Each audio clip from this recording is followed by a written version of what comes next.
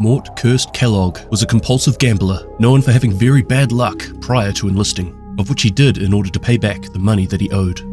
Now, as a third target of the Season 11 Manhunt, Kirst's unlucky streak continues. He has been found on the streets of DC, and division agents are closing in.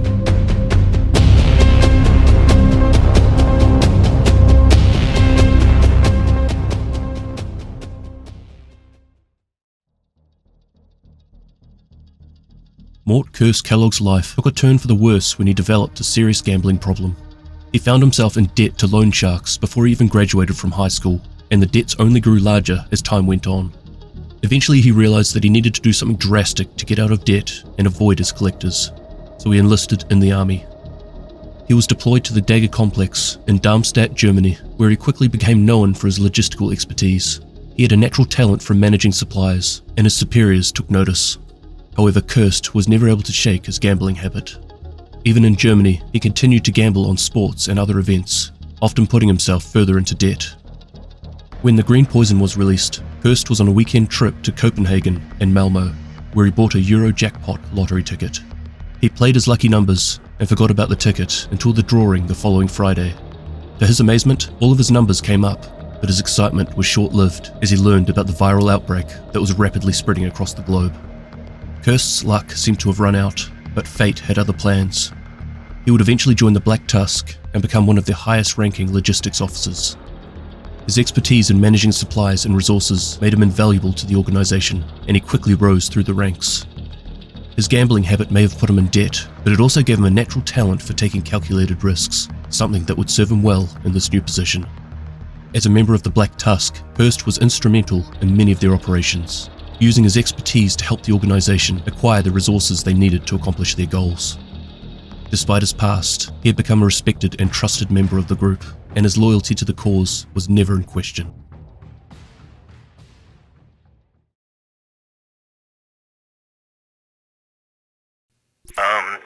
You want me to reach out to Bantam or Kaplan? Kaplan. Bantam seems nervous. A lot of these true sons defected. They did. Looks like they weren't as loyal to Anderson as he thought. The trouble with following a charismatic leader, when you lose the leader, you lose your following. Agreed. Best part of working for a faceless organization. You're beholden to a power structure, not a narcissist. I can't tell if you're being sarcastic. No sarcasm. I signed on for the big picture. Safety and security. You know me so well. I do. And that's why I think you're the right person to reach out to Kaplan. We need to weed out potential traitors in our midst. You worried she's a traitor? No. I think she's got the right access, psychology, and skill set to spot them. Natalia is looking for any more potential traitors within the True Sons, and believes Kaplan could be the one to find them. This comms piece also shows the sort of loyalty Kirst has with Natalia and the Black Tusk. No updates on Schaefer. Thank you. Just wanted to confirm Bantam's report. Is he gonna be a problem? I don't think so. He's too afraid of me to betray me. I don't know how anyone can be afraid of you. That's because you've never been on the receiving end of my wrath, Kirst. That's true. You have saved my life on more than one occasion. Have you found anything? Only thing I note, I've seen some specialized medical equipment going in and out of the White House. Could be for Schaefer, could be nothing. No way to tell without infiltrating the White House. That's a suicide mission. Stick to recon for now. Confirmation that someone's in a coma. But you can't confirm it is Schaefer? That's unfortunately correct. Source? We apprehended one of the cooks. And how does that confirm a coma patient? They were instructed to make meals for tube feeding and maintain feedline sanitation. But they never installed the line or saw the patient? That's correct. Said that there was restricted access to his room. Who has clearance? Manny, Kelso, Dr. Summers, and our old friend, Captain Lewis. Well, he sure fell into favor quickly. Is there an opportunity there? Perhaps. He's been turned before. Men like that aren't the most loyal. Captain Lewis has shifted loyalties twice in the past. We abandoned the JTF for the True Sons, and then once again more recently when he teamed up with the Division. Natalia sees this as a potential opportunity. They still haven't confirmed that Schaefer is in there, but they're certainly getting close. It's seeming more and more likely that if this attack on the White House does happen, that Schaefer is going to be the reason for it. Natalia knows that he has too much intel to give if he was to ever wake up. Are you worried about radiation? You've been talking to Chunks, haven't you? No, Stovepipe. Just take your iodine and calm down. You don't think the rumors are true? About St. Louis? Yeah.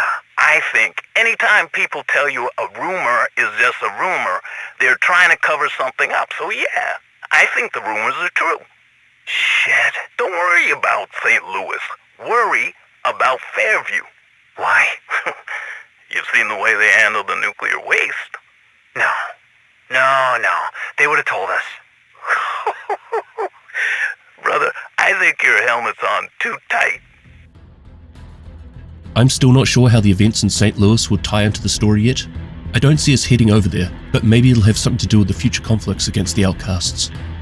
However, what I find more interesting is the reference to Fairview Power Plant, not just from Kirst, but also from Wally right after receiving these comms. Ever since we lost Major Castillo, that place has gone to shit. I get why he had to take him out. That man's grief drove him to some really dark places. When Major Castillo was taken out, there wasn't really anyone to look after the plant. Yes, he trained a few of the True Sons to keep things running, but this was never going to be adequate in the long term. Bantam's training as a nuke more than justifies his concerns. However, he's now gone too. Natalia is a smart lady. Surely she is aware of what's happening here. But what is she planning? Forget DC-62 or even the green poison. Radiation and dirty bombs could soon be the problem. And as far as I'm aware, I don't think the Division has anyone qualified to fix it, so we can't exactly storm the area.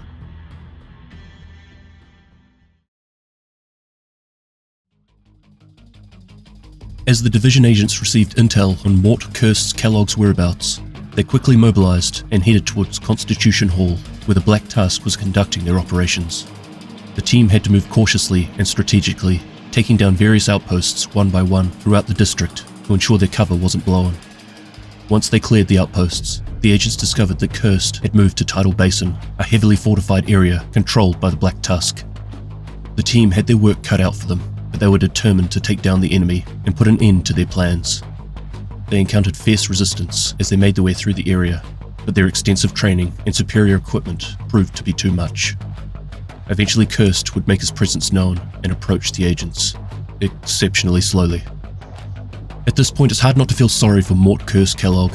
Not only did he have a gambling addiction that would eventually result in him being placed into this very position the agents are facing right now, but he would also be trolled by the Black Tusk, who would put him in the hilariously clunky armor with a belt-fed minigun that the agents were more than familiar with by now. After clearing his entourage, the agents spent a little bit of time playing with their prey, until they eventually decided to show him how it was done by pulling out their own minigun and blasting holes straight through his armor.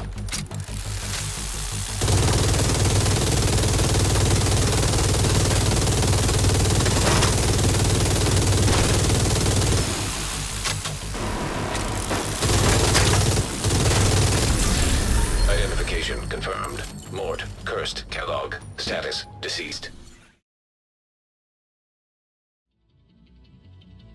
Yet again, more questions than answers, but a couple more weeks and we'll have the fourth target and the final manhunt. So with that, we should see if some of these theories will play out. This video took me a while to put out because the final mission kept bugging out on me, so I had to play through the full manhunt, including the 2 previous targets 3 times before I could get it to work. But, oh well, we got there eventually. That's about it for this video, but before I go, I mentioned in my last video that I would start to point out some of the smaller Division creators who I think are criminally underrated. And the first one I would like to mention is Ski Potato. Sorry dude, I'm probably saying that wrong. La muerte blanca. Intel detected. El potato. Wow. And this is obviously the best all directives open world build in the world. Behold, best friend. He is from Finland, and his videos are hilarious. I didn't know build videos could be that entertaining to watch. I didn't care much for the builds, I mean, I'm sure they're great, but that wasn't the reason I kept watching through his videos. The other thing I'm really impressed with is the work that he puts into the editing. Every video I watch makes me want to step up my production value. So if you're interested, please check him out. Tell him I sent you. I'll have a link to his channel on the screen in the top right hand corner and also in the description. Thank you very much for watching, and I'll catch you in the next one. Extremis Malus, Extrema Remedia.